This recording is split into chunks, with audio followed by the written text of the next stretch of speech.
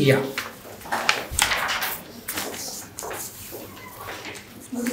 Good evening, बसा. नाव न सांगता तुमची ओळख करून द्या बरं. सर, मी सातारा जिल्ह्यातून आलेली आहे. माझं 10वीपर्यंतचं शिक्षण जवाहर नवोदय विद्यालय सातारा येथून झालं आहे आणि 11वी-12वीचं शिक्षण Yashwantrao Chavan college of science Satara येथून झालं आहे आणि ग्रॅज्युएशन मी इकॉनॉमिक्समध्ये केलेलं आहे भारतीय विद्यापीठातून आणि माझी हॉबी आहे पेंटिंग. ओके. इंडियन मोनालिसा ऐकलंय का तुम्ही पेंटिंगबद्दल? इंडियन मोनालिसा बनी थनी पेंटिंग माहीत आहे का तुम्हाला? तिला इंडियन मोनालिसा म्हणतात का? कुणी केलंय बरं ते चित्र तयार? थोडं मोठ्याने बोलू शकता तुम्ही? बरं, तुमचे 10th आणि 12th मार्क्स सांगा बरं मला. सर, मला 10th मध्ये 82.5% आणि 12th मध्ये 73%. आता तुम्ही नवोदय विद्यालयाला होता CBSE मध्ये, स्टेट बोर्डला आल्यानंतर उलट मार्क्स वाढले पाहिजेत ना, हे कमी का झालेत बरं? सर, कदाचित अभ्यास माझा कमी पडला. ओके. सो तुम्ही नवोदय विद्यालयामध्ये होता, त्या नवोदय विद्यालयामुळे तुमच्या पर्सनॅलिटीमध्ये काय फरक पडले बरं? सर, मला असं वाटतं मी खूप जास्त सेल्फ इंडिपेंडेंट झाले तिथे. हॉस्टेलला खूप कमी वेळामध्ये राहिल्यामुळे स्वतःची कामे स्वतः करणं वगैरे त्यामुळे. ओके. सो आता जो टर्कीमध्ये भूकंप झालेला आहे तो का झाला बरं? काय कारण आहेत त्याची? सर, प्लेट टेक्टॉनिक्स कारण असू शकतं. म्हणजे मी वाचलं आहे, पण प्लेट टेक्टॉनिक्सच कारण. काय बरं प्लेट टेक्टॉनिक्स? त्याच्यामध्ये सर प्लेट्स ज्या भूगर्भाच्या प्लेट्स आहेत त्या एकमेकांना म्हणजे खाली जातील. कुठल्या प्लेट्स आहेत तिथं? बरं, G20चा अध्यक्ष कोण आहे बरं सध्या? सध्या भारताकडे प्रेसिडेंट. बरं, मग आता याचा आपल्याला काय फायदा होईल बरं G20चा प्रेसिडेंट आपण झाल्यावर? सर, ग्लोबल लेवलला आपल्याला आपलं कल्चर नेता येईल. पुन्हा आता सध्या एक उदयपूरमध्ये एक जे मेला झाला त्याच्यामध्ये खूप साऱ्या लोकांनी UPIचा वापर केला गेला तिथं. तर आपण असं UPI किंवा आपले काही प्रोडक्ट्स आहेत ते त्याचं इंटरनॅशनलायझेशन करू शकतोय त्याच्या थ्रू. बरं, काय बरं संकल्पना आहे G20ची आता 2023 मध्ये? सर, संकल्पना बरं, तुम्ही बजेट वाचलं आहे का? मला सांगा बजेट बनतं कसं, त्याची प्रक्रिया सांगा बरं. सर, पहिल्यांदा वेगवेगळ्या विभागांमधून त्यांचं जे काही नियोजित खर्च आहे, अंदाजित खर्च आहे पुढच्या वर्षीचा, तर त्याचा अंदाज मागवला जातो आणि त्यानुसार मग फायनान्स मिनिस्ट्रीमध्ये किती आपल्याला इन्कम येणार आहे त्यानुसार मग त्यांना ते अलोकेट केलं जातं. बस संपलं. हलवा सेरेमनी काय असतं बरं? सर, बजेट मांडण्याच्या आधीच्या रात्री ते हलवा सेरेमनी केली जाते. त्याच्यामध्ये हलवा बनवला जातो आणि कुठं बनतं बरं बजेट? फायनान्स मिनिस्ट्रीचं जे डिपार्टमेंट ऑफ इकॉनॉमिक अफेअर्स आहे त्याच्यातलं बजेट. बिल्डिंगचं नाव आहे का काही न्यूजमध्ये येतं? कुठं असतात ती लोक? बरं, जाऊ द्या. आपलं जे बजेट आलेलं आहे त्या बजेटमधले प्रॉमिनंट 3 फीचर सांगा बरं मला. सर, एक चांगली गोष्ट आहे की त्याच्यामध्ये जो अमृतकालचा उल्लेख आहे त्याच्यानुसार आताचं बजेट हे फक्त या वर्षीसाठी नाही तर पुढच्या 25 वर्षाची एक दिशा दाखवतं आपल्याला. त्यानंतर त्याच्यामध्ये जो इन्फ्रास्ट्रक्चरसाठी जो काही खूप फंड दिलेला आहे ज्याच्यामध्ये भरपूर वाढ दिसते आपल्याला, तर ती एक चांगली तरतूद दिसते. पण एक आहे की सोशल ज्या काही गोष्टी आहेत जसं की शेती किंवा आरोग्य किंवा एज्युकेशन याच्यासाठी आपल्याला तेवढी काही तरतूद दिसून येत नाही. ओके. तुमच्याकडे आहे का बरं शेती? नाही सर, आमच्याकडे. बरं,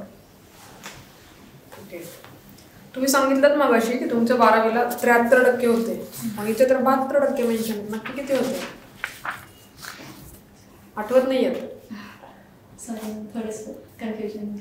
बरं, जवाहर नवोदय विद्यालय कधी सुरुवात झाली जवाहर नवोदय विद्यालयांची? मॅम, पहिल्यांदा 1985 मध्ये अमरावती आणि झज्जर येथे नवोदय विद्यालयाची स्थापना झाली. बरं, तुम्ही 12वी पर्यंत कंटिन्यू का नाही केलं मग नवोदय? मग त्यावेळेला म्हणजे मला CET वगैरे द्यायची होती, तर नवोदयमध्ये असं होतं की CET प्रिपरेशनसाठी काही कोचिंग वगैरे असं अवेलेबल नव्हतं. सो मग मी तेव्हा असं विचार केला की आपण बाहेर जाऊन क्लास. तुम्ही CETची तयारी केली होती? हो. किती स्कोर होता CETला? 139 होता. 139. मग तुम्ही पुढे का नाही मग इंजिनिअरिंगला वगैरे ऍडमिशन घेतलं? डायरेक्टली तुम्ही BA कडे कसं काय वळलात? मग नंतर मी म्हणजे असं मला ठरवलं की मला सिव्हिल सर्व्हिसेसमध्ये जायचं असं म्हणजे तुम्ही आधी CET ची तयारी केलीत ना, की तुम्हाला तिकडे जायचं होतं हो. मग टेक्निकल डिग्रीकडे किंवा प्रोफेशनल डिग्रीकडे.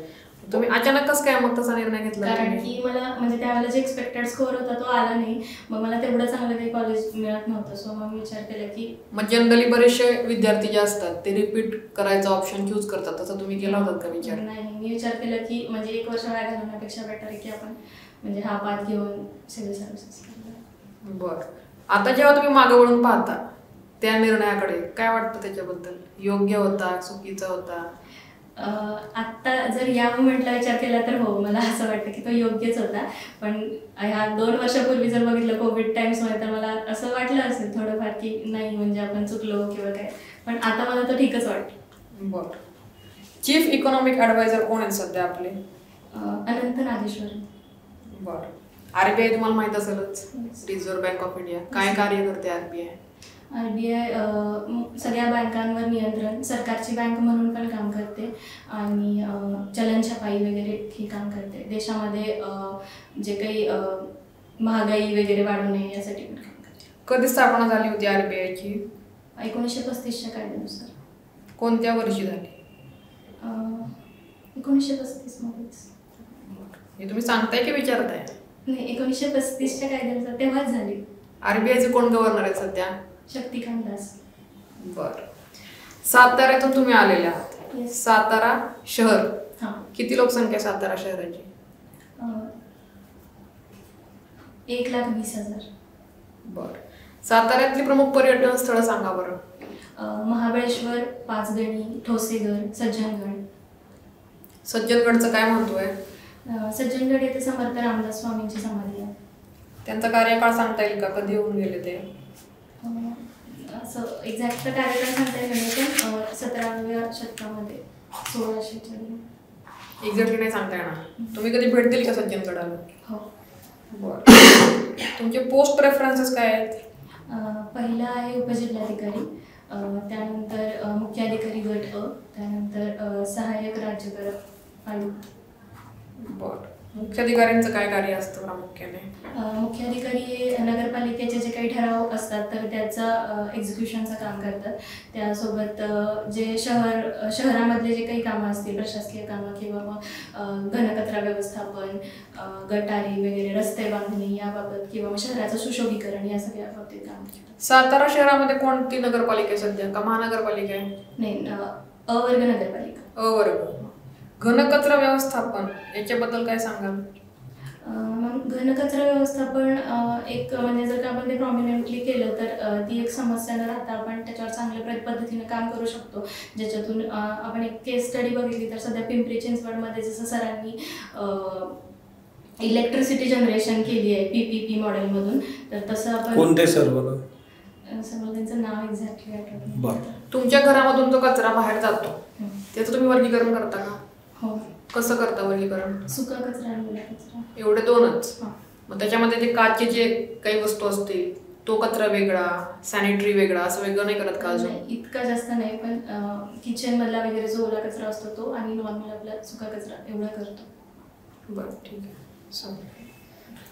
तुम्ही 2011 मध्ये तुमचं 12वी कंप्लीट झालं बरोबर? Yes. आणि मग 2017 मध्ये तुम्ही ग्रॅज्युएशन झालं BA इकॉनॉमिक्स, ते पण डिस्टंट एज्युकेशन मधून, म्हणजे बाहेरून. Yes. तुम्ही 2011 पासून 2017 पर्यंत, त्यातही 2011 ते 2014 पर्यंतचा गॅप आहे, काय केलं तेव्हा? हां सर, मी तेव्हा इंटिरियर डिझायनिंगचा डिप्लोमा केला. इंटिरियर डिझायनिंग, मग इथं का मेन्शन केलेलं नाही तो? सर मी ते ॲक्च्युली प्रोफाईलमध्येच मेन्शन नव्हतं केलं, त्यामुळे ते म्हणजे मला वाटतं की डिग्री हे क्रायटेरिया आहे, सो मी तेवढंच मेन्शन केलं. डिप्लोमा त्यांनी म्हटलंय ना त्या ठिकाणी की तुम्ही मेन्शन करा जे एक्स्ट्रा एज्युकेशन घेतलं असेल तर. इंटिरियर डिझायनिंगचा डिप्लोमा केला 2 वर्षाचा, पण मग ग्रॅज्युएशन रेग्युलर का नाही केलं? सर मी म्हणजे त्यावेळेला थोडंफार काम केलं त्याच्यामध्ये, आणि पण मला असं त्याच्यामध्ये तेवढं जास्त सॅटिस्फॅक्शन नाही वाटलं, तर मग मी डिस्टन्समधून ॲडमिशन टाकून डिग्री कंप्लीट करून मग इकडे. म्हणजे इंटिरियर डिझायनिंगमध्ये तुम्ही काम केलं? थोडे दिवस. काय काम केलं? म्हणजे साईट्स वगैरेवर काम करणं थोडंफार किंवा डिझायनिंग करणं. ठीक आहे, म्हणजे मग BA इकॉनॉमिक्समध्ये आत्ताच विषय झाला की आरबीआयचे गव्हर्नर कोण सांगितले तुम्ही? शक्तिकांत दास. ते BA इतिहास आहे. अशा माणसांनी अशा व्यक्तीला आरबीआयचं गव्हर्नर बनवलं पाहिजे का आपण? सर मला वाटतं की जर शिक्षणापेक्षा म्हणजे डिग्री कोणती आहे त्यापेक्षा त्यांचं नॉलेज जर असेल आणि ते तितके इफिशियंट असतील तर ओके. ठीक आहे. मल्टीनॅशनल कंपन्यांमध्ये आता ले ऑफ सुरू आहेत मोठ्या प्रमाणात. गुगल, अमेझॉन सगळीकडेच. काय कारण आहेत सगळ्यांना एकाच वेळेला लोकांना काढतायत?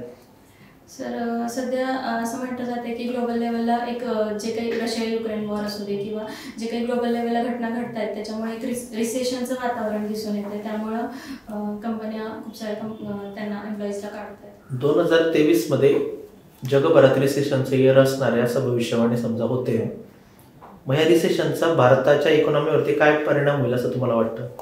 सर पहिलं तर आपल्याला माहिती आहे की भरपूर सारे लोक आपले इंडियन्स आहेत जे बाहेर काम करत आहेत. जर का अशा मल्टीनॅशनल कंपनीजमधून खूप सारे एम्प्लॉईजला काढलं गेलं तर मग त्यांच्या जॉबवर अफेक्ट होणार आहे आणि ते अल्टिमेटली समजा देशामध्ये परतले तर मग आपल्याला पण त्याच्यावर म्हणजे त्यांच्या रोजगारासाठी काम करायला लागणार आहे आणि मग खूप सारी बेरोजगारी वाढली तर मग त्यातून वाढणारे क्राईम्स वगैरे या सगळ्या समस्या वाढू शकतात. पेंटिंग तुमची हॉबी आहे. कुठल्या प्रकारचे पेंटिंग्स काढतात तुम्ही? सर मी ऑइल पेंटिंग करते. Oil painting. मुराल्स आणि फ्रेस्को याच्यात काय डिफरन्स आहे? सर म्युरल्स हे पेंटिंग नसतात ते म्हणजे आपण त्याला 3D मध्ये थोडंसं म्हणू शकतो. म्हणजे जे की पेंटिंग असतात 3D मध्ये असतात, एलिव्हेटेड असतात थोडे. आणि फ्रेस्को स्टाईलबद्दल मला जास्त माहिती नाही आहे. अजिंठ्याची जी चित्र आहेत ती कोणत्या स्टाईलची पेंटिंग आहे? मिनिएचर पेंटिंग कशाला म्हणतात? मिनिएचर म्हणजे आपण कोणत्या पण गोष्टीचं जेव्हा छोट्या ह्याच्यामध्ये आपण त्याचं पेंटिंग करतो त्या मिनिएचर. आपली राज्यघटना जी आहे त्याच्यामध्ये ठिकठिकाणी चित्र काढलेली आहेत. हां. कोणी काढली आहेत ते? सर ती नंदलाल बोसेंनी काढली. त्यांनी एकट्याने काढलेली आहेत. सर मला एवढंच म्हणजे त्यांचं नाव माहिती नाही. ठीक आहे. तर ती जी काही पेंटिंग काढली ती कुठल्या टाईपमध्ये येते? नाही माहिती. ओके. मग तुम्ही व्यक्तिचित्र काढतात का निसर्ग चित्र काढतात? जास्त करून निसर्ग चित्र. तुम्ही कशावर करता पेंटिंग? कॅनव्हासवर. कॅनव्हासवर? हां. कोणत्या कोणत्या size? A4 size, A3? A4. काय साईज असते त्याची? किती बाय किती असतं? मॅम ते 8x8 असतं. Inches, metre? इंचेस. आणि कुठले कुठले कलर्स वगैरे वापरता तुम्ही? मोस्टली तर कॅमलिनचे ऑइल पेस्ट. नाही म्हणजे ॲक्रेलिक कलर्स वापरता, वॉटर कलर्स? ऑइल पेंट म्हणजे oil pastels. Okay. Warli painting ऐकले का तुम्ही? हो. काय असतं ते? वारली पेंटिंग एक शैली आहे ज्याच्यामध्ये म्हणजे आदिवासी शैली आहे ती, ज्याच्यामध्ये एक प्रकारे म्हणजे त्रिकोणी आणि गोलाकार किंवा रेषाकृती असे शेप्समध्ये लोकांचे आकार आणि त्यातून त्यांनी त्यांची संस्कृती दाखवली जाते. बरं. निब पेंटिंग माहिती आहे तुम्हाला? नाही. नाही माहिती. ओके. तुमचा आवडता पेंटर कोण आहे? म्हणजे कोण पेंटिंगमध्ये तुम्हाला कुठल्या व्यक्तीचे पेंटिंग्स आवडतात भारतातील आणि आंतरराष्ट्रीय? आंतरराष्ट्रीय तर लिओनार्डो दा विन्सी खूप फेमस आहेत तर ते छान आहेत. आणि त्यांच्या कुठल्या कुठल्या पेंटिंग्स माहिती आहेत तुम्हाला? मोनालिसा एक माहिती आहे सर. ती तर प्रसिद्ध आहे. मोनालिसाच्या व्यतिरिक्त लिओनार्डोने कुठल्या कुठल्या पेंटिंग्स काढल्या? सर मला सध्या रिकॉल होत नाही. लिओनार्डो दा विंची त्यांचं गाव कुठलं होतं? ते स्पेनचे होते. गाव त्यातलं स्पेसिफिक गाव कुठलं होतं त्यांचं? गाव नाही. भारतातील painters? Sir M.F. Hussain. M.F. Hussain यांनी कुठल्या प्रसिद्ध कलाकृती तयार केल्या? मला सध्या नावं रिकॉल आहेत. ओके. राजा रवी वर्मा यांच्याबद्दल काय सांगाल बरं? सर राजा रवी वर्मा यांची जी चित्र आहेत ना ती मोस्टली जे देवदेवता वगैरे अशी यांची आणि भारतीय संस्कृतीला रिफ्लेक्ट करणारी चित्र होती त्यांची. लेडी इन मून लाईट बघितलंय का तुम्ही? नाही सर. ओके. CBDC काय असतं बरं? CBDC sir central bank digital currency आहे जी ई-रुपी ज्याला म्हटलं जातं, जी आत्ताच एक 2022 मध्ये डिसेंबरमध्ये RBIने लॉन्च केली. आणि आपल्या इकॉनॉमीच्या बाबतीत असं म्हटलं होतं की आपली इकॉनॉमी ही V शेप, K शेप आहे. हां. काय बरं V आणि K शेप काय असतं याच्यात? सर व्ही शेप तर असं आहे की जेव्हा आपलं आता कोविड टाइम्स होते त्यावेळेला खूप सारं आपलं शेअर मार्केट वगैरे पडलं होतं. सो इकॉनॉमीमध्ये खूप सारा उतार दिसून येत होता आपल्याला. तर मग त्यानंतर जेव्हा परिस्थिती सुधारली आणि मग रिवाईव्ह केलं इकॉनॉमीने, तेव्हा मग त्यांनी व्ही शेप केला तयार असं म्हटलं होतं. आणि के बद्दल सर मला तेवढी आली नाही. ओके.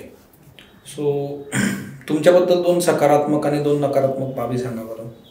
सर सकारात्मक बाब की मी एक चांगली गुड लिस्नर आहे आणि मी चांगल्या प्रकारे लोकांच्या समस्या ऐकून घेऊन त्याच्यावर समाधान काढण्याचा प्रयत्न करते. आणि दुसरं मी at a time team leader आणि टीम मेंबर असं चांगल्या प्रकारे 2 रोल करू शकेन. नकारात्मक काय बरं तुमच्यामध्ये? नकारात्मक असं बऱ्याचदा असं होतं की मी खूप जास्त परफेक्शनसाठी ट्राय करते, जे की मग त्रासदायक होतं बऱ्याचदा की जमत नाही बऱ्याचदा परफेक्शन प्रत्येक कामामध्ये. ओव्हर थिंकिंग होतं बऱ्याचदा. ओके. कुठल्या हॉस्टेलला होता बरं नवोदयमध्ये? अरावली.